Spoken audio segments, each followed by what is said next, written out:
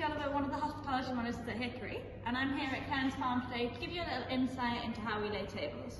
So, from time to time you might be asked to do a setup shift with Hickory. This often involves laying up reception drink tables, laying tables, and that sort of thing. So today I'm going to give you an insight into how to lay a table for a 3-course sit-down meal. Typically, what will happen is either the event manager or one of the supervisors will go down and pop down all the napkins first.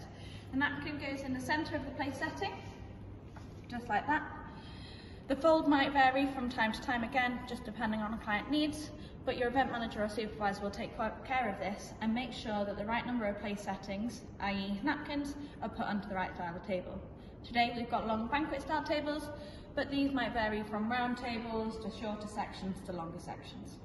So, once the napkin's in place, we're going to pop the cutlery out. So, with the cutlery, you'll have your knife and fork, your dessert spoon, and your starter knife and fork. So, when you eat, you always work from the outside in. So, we're going to lay our dessert spoon first, and our starter dessert fork first. When we're popping these down, we want them to be roughly the width of your body so that when you're sat down, you can easily reach your knife and fork.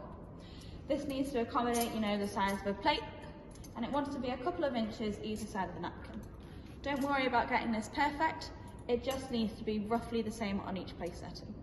So, we've started with the dessert cutlery, then we're going to go to the main cutlery, so we're going to have a main knife and a main fork. And then we're going to go to the starter cutlery. So we've got a starter knife, which is slightly smaller, and a starter fork, which you'll notice is the same. So when you lay these out, you want to make sure that it's still nice and flat, that all of this basically is along one straight line, and that it doesn't take up too much space on the place setting. So on this table, we've only got 2 people, but if we had a third, I might bring it in just a little bit, just to make sure every person has enough space. So, once we put the cutlery down, we do the glassware. In this case, they've got a water glass, a wine glass, and a flute. In some cases, they might have 2 wine glasses, no flute.